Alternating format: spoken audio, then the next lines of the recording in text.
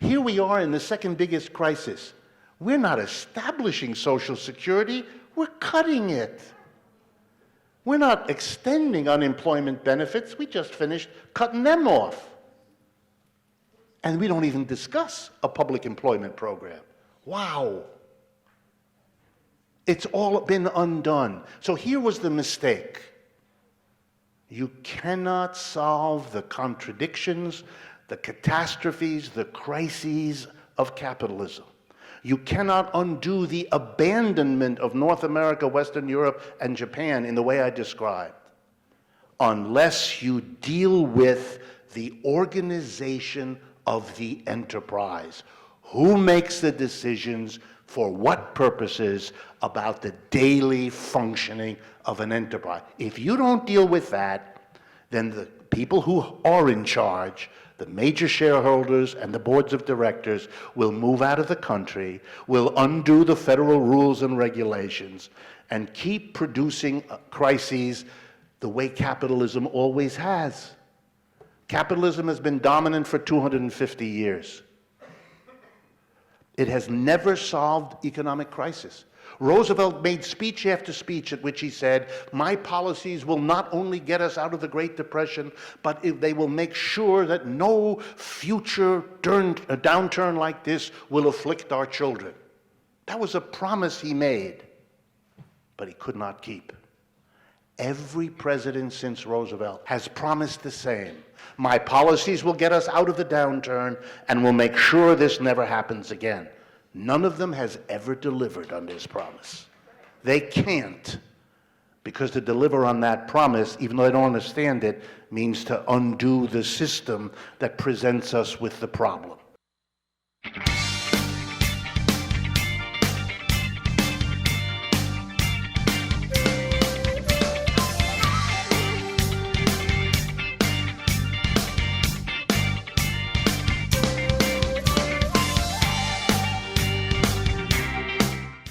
I'm Dan Nowman Niswander. Great speakers open their hearts and open their minds before they open their mouths. Richard Wolff is an economist. He's visiting professor in the graduate program in international affairs at New School University in Manhattan. He's also professor emeritus at the University of Massachusetts in Amherst. He's the author of books such as Democracy at Work, A Cure for Capitalism. He has a regular column in truthout.org, and he's the host of the radio program Economic Update. He spoke at the Musicians Union in Hollywood on the subject of economic crisis and system decline and what we can do. Ladies and gentlemen, scholars and students, Professor Richard Wolff. Solution. The solution is to not leave in power, inside the corporation, the system that now exists there, because that was the problem. That was not changed in the Great Depression, so we're back in another one. That was not changed in a way that would prevent our cities being destroyed, our children's education undermined. Stop, we have to do that. What would it mean? The best way to describe it, slogan that I use, democratize the enterprise. Finally bring to the enterprise the commitment to democracy we're supposed to be committed to in this country. The factories, the offices, and the stores can and should be run collectively and democratically by the people who work there.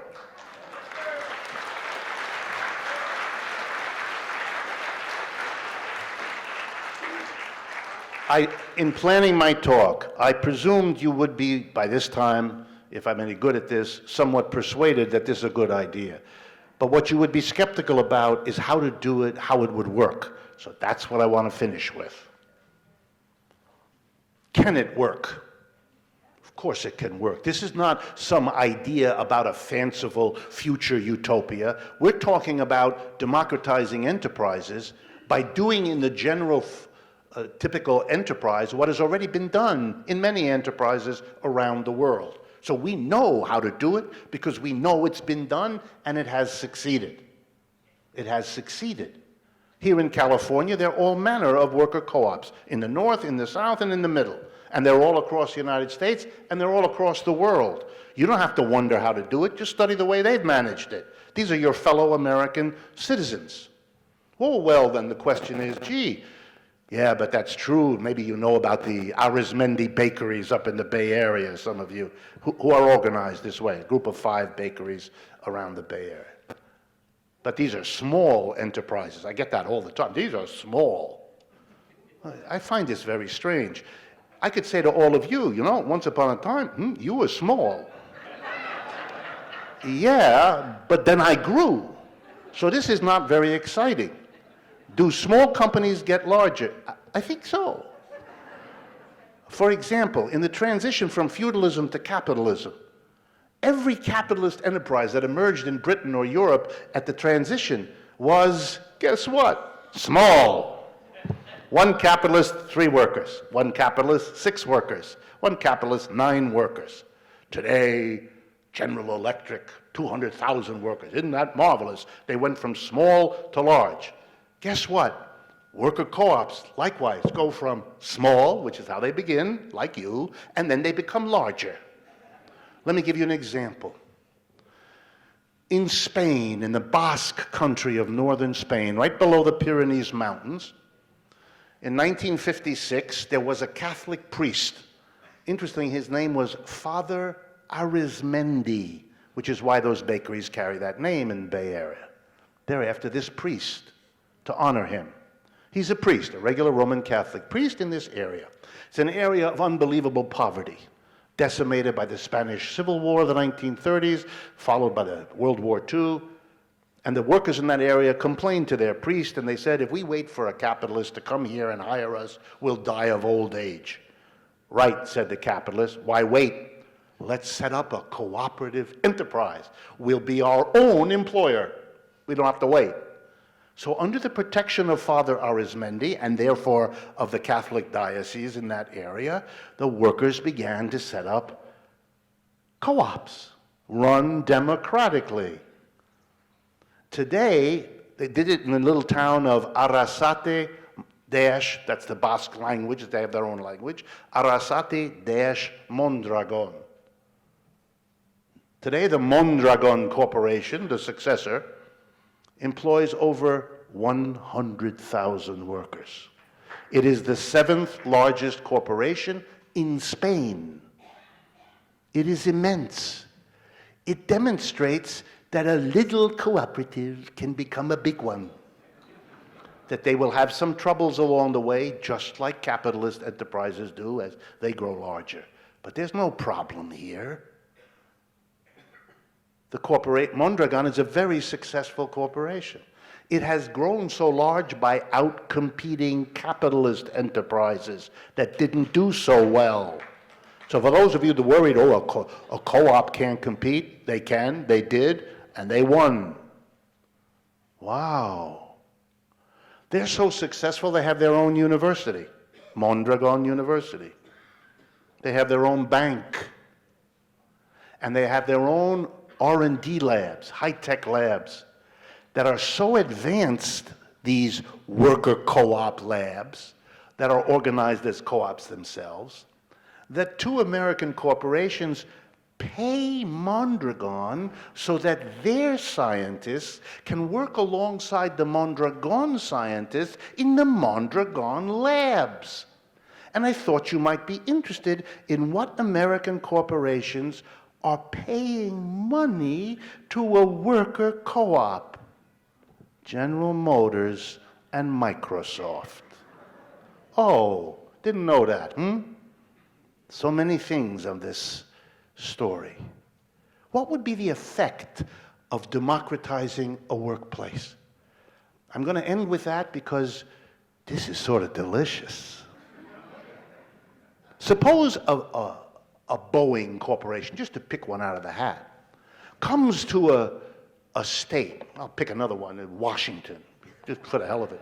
Suppose a Boeing comes to Washington, or for that matter, a Boeing comes to the International Association of Machinists, both of which have been happening.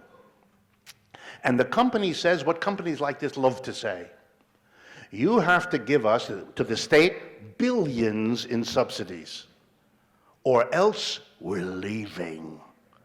In the case of Boeing, we're going to the Carolinas. And the state caved in, and the state of Washington gave them billions. And as soon as that deal was done, they turned to the union, and you have to give us concessions, or else we're leaving. You have to give up your pensions or part of them, and you have to give up your benefits, and you have to work more hours, and you have to give up the rule, the usual. Now, suppose the workers in that enterprise understood what we've been saying for the last hour and a half. Then you might have the state or the union turn to that corporation, Boeing, and say in response to that threat, leave. Go. We don't need you and we don't want you. But we got an interesting thought for you to take with you. When you leave, we, the workers, are going to stay here, and we're going to work with these machines, and we're going to work with these plans, and we're going to produce these outputs, and we're going to run around the United States saying to people, you can, of course, buy from the company that abandoned its workers, left the community, tried to make Seattle look like Detroit, etc., or you can buy from us, the folks who stayed, who kept the factory going, who kept those workers working, who kept the taxes flowing into Seattle from workers in a successful company. You choose which way. Imagine unions in America going to all the companies threatening to leave and say, go, bye-bye. But please understand that when you produce underpants in Bangladesh, we will be producing underpants here. And we'll be going around saying, what do you want closer to you?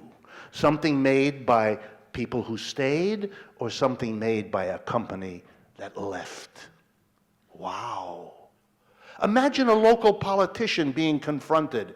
You know, you can support us who are keeping this workplace going, who are keeping the jobs here, who are keeping the revenue flowing, or you can support the company that abandoned everybody. Which way you think the local politician would dare go? And for those of you that are worried about details, what if the company won't share its blueprints? What if the company won't share its patent, its trademarks? What if the company... Stop. You don't have to worry about that. That fight is being fought out now here in California.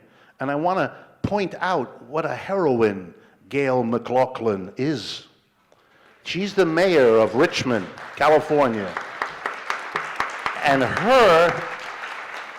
she's making a pioneer effort to use the law called eminent domain, the right under American law to take property for the community's well-being, and the owner of the property is required to sell, and the city is required to pay the market price. Now you're going to enjoy with me. What does the city then have to pay? The market price. What is the market price? The price that the companies have insisted on for decades. The price that they make as low as possible to keep their tax bill down. That's the market price. That's what the city will pay. If there were a movement in the United States, something like the CIO, the socialists, and the communists in the 30s, we could take major steps to democratize our enterprises. If the workers together decide whether a company leaves town, guess what? They're not going to leave. If you were afforded the opportunity to keep your job here in LA or to have one on the outskirts of Shanghai, my guess is, in most cases, you'd prefer to stay here.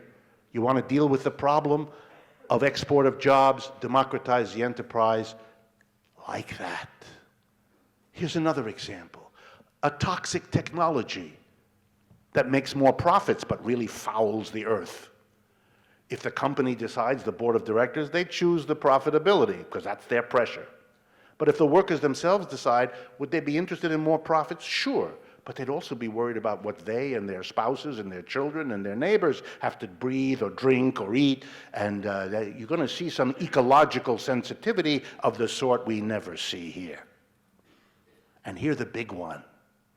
What's the biggest source of income and wealth inequality in America? It's the distribution of profits.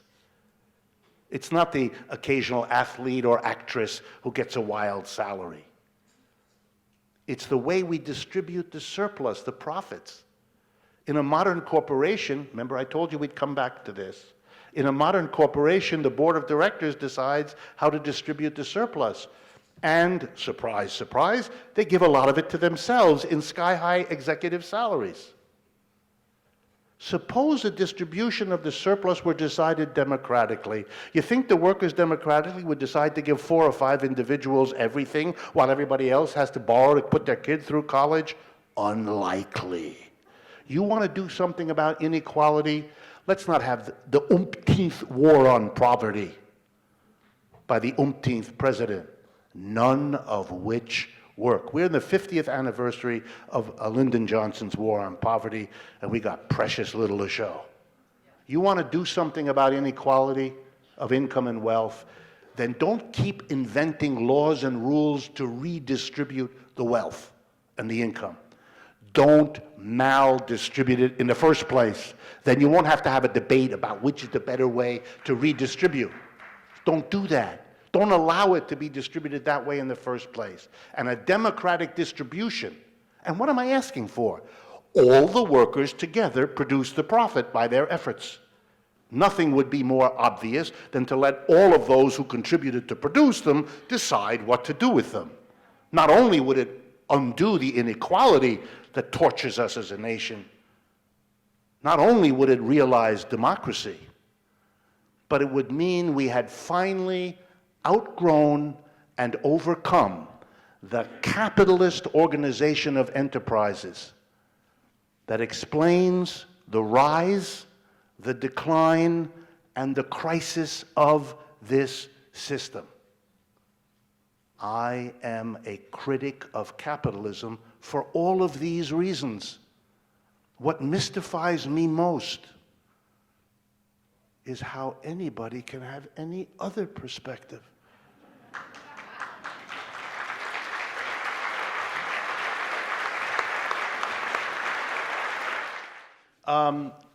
Let's really be clear here. Capitalist organizations, capitalist enterprises are formed by the thousands every day, and they collapse and disappear every day. So there's nothing about a capitalist enterprise that guarantees it will succeed.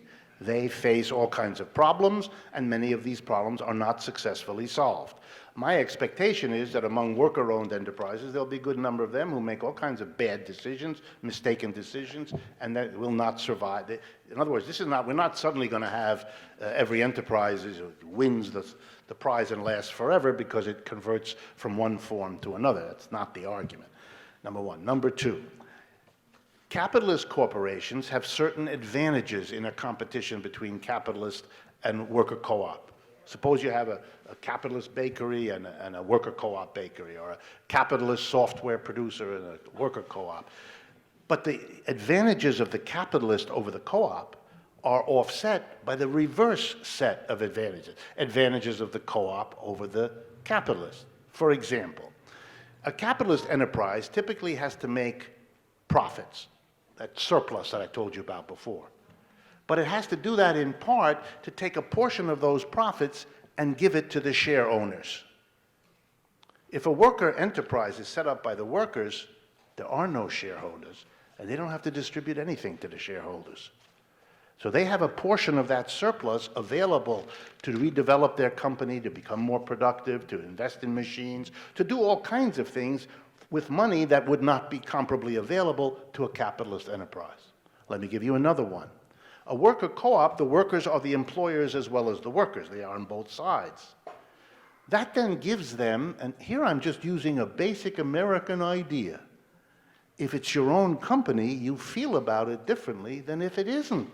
Your attitude to a company where you are the employer as well as the employee is different from your attitude towards a company where you are just an employee.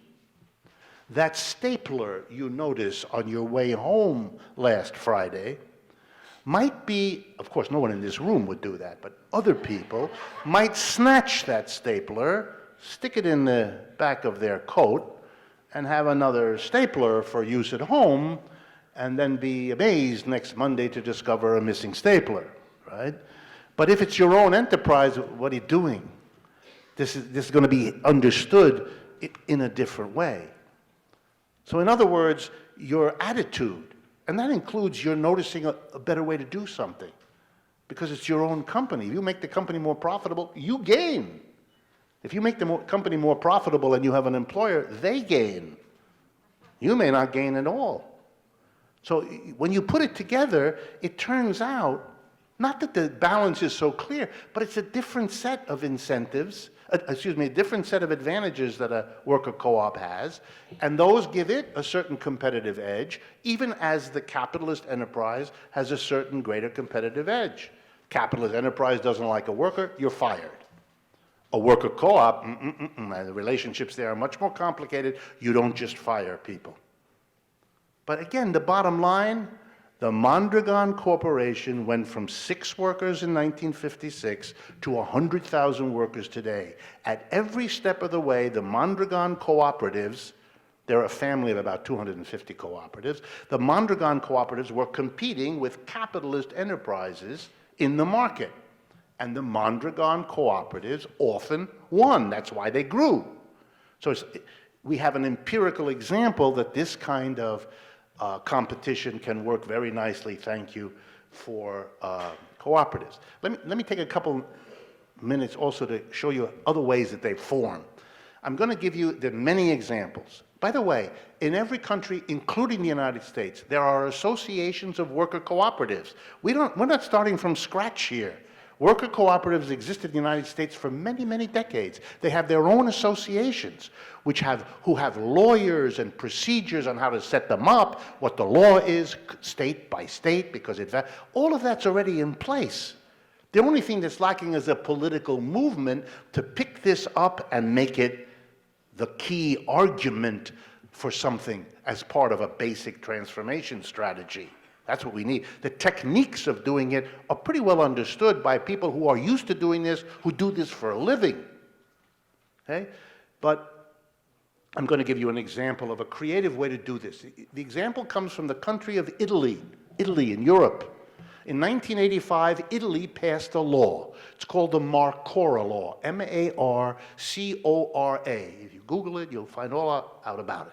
Under this law, all unemployed workers have a choice. When you become unemployed, you can choose to get a weekly unemployment check, the way we do in this country. Or you can make a second choice, a choice we do not have in the United States. I know we have a country which believes above all in freedom of choice, but here is one we don't have. A worker can choose another option. Here it is. If you can find 9 or more other workers unemployed like yourself, and you can get them all together, and you all ask for the same thing, the government will give you all of your unemployment checks up front right now as a lump sum. You don't have to wait. You don't have to wait they'll give it to you all right now.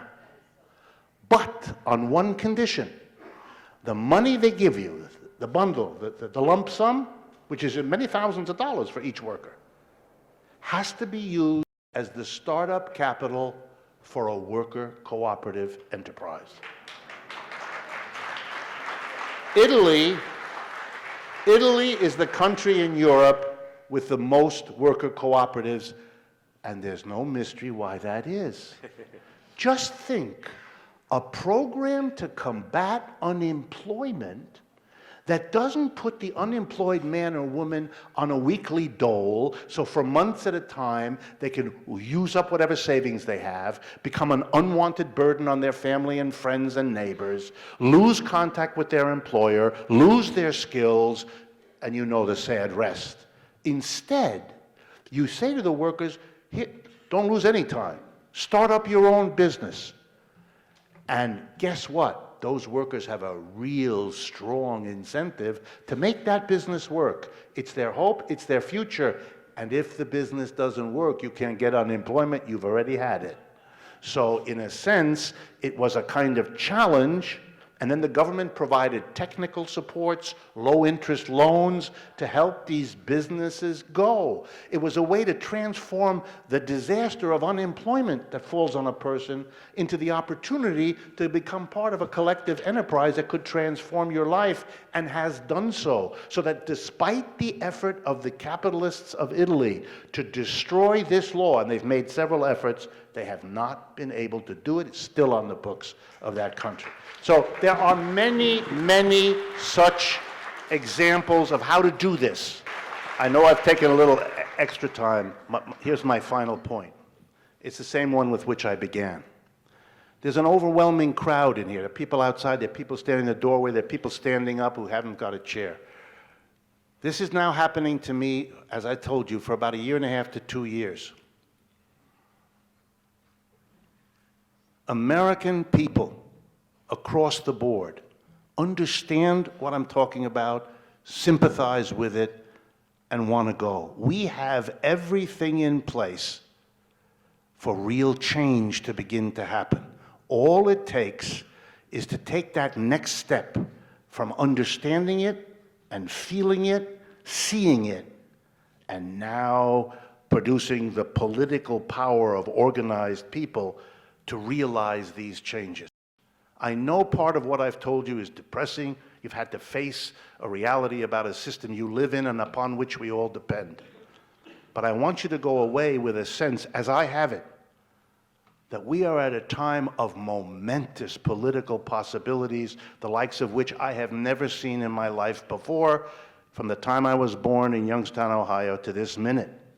I am enormously optimistic and positive about what is now possible that I never dreamed until a few years ago I would see in my lifetime.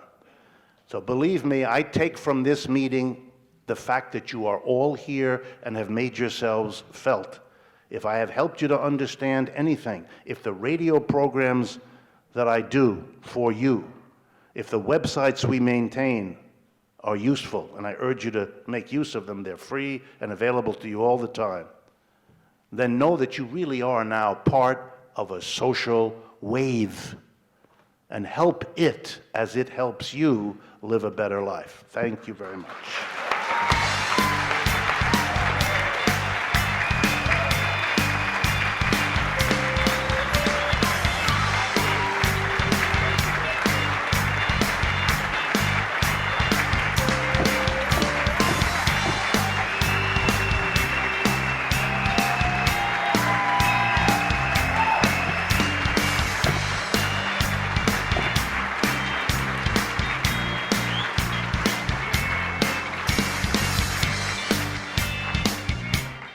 Hello, this is Dan Nowman Niswander. On the Nowman Show, we have discussed worker-owned cooperatives, or as Professor Richard Wolff has called them, worker self-directed enterprises, in every season since 2015. Many of us definitely see this kind of organizational process of enterprises as one real solution to the ongoing economic crises. Now, many people still may not realize that there was technically another economic downturn at the end of 2019, before the COVID-19 lockdowns were mandated in March of 2020. When COVID appeared, obviously there was a worldwide crisis. All of the mandated lockdowns exacerbated the already existing economic problems to the point that many small businesses worldwide went under and were out of business by the spring or summer of 2020. Due to those initial mandates. On the Nowman Show, when episodes are about serious educational topics, we have always shifted our focus to real solutions. Worker cooperatives aren't the only economic solutions that we've discussed. There are solutions to implement on a smaller scale, as well as a larger scale. Creating more community projects are other solutions. Mutual aid. There are many, many options. What is mutual aid? Well, two or more people helping each other in some capacity is mutual aid. It pertains to any kind of need where there are mutual benefits, of course. Now, perhaps it's growing and sharing food or creating a community garden. It could be bartering skills and talents. It could even be volunteering opportunities.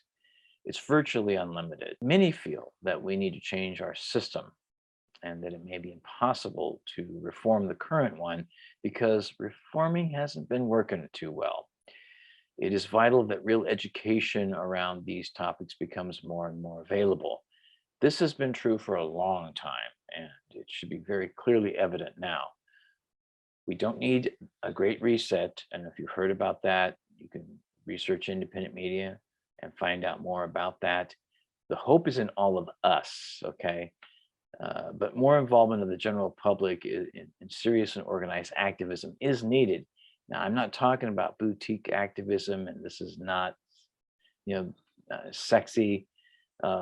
It's what's missing in all of this. Well, maybe you, if you understand the need to be more engaged and haven't been more involved, the time to get more involved is now. It's time to step out of your comfort zone. And Richard Wolff called the 2014 lecture Economic Crisis and System Decline and what we can do. So that is really relevant now. So once again, as I've done on the show before, I ask you, what are you going to do? How are you going to get involved? Your ideas are always welcome.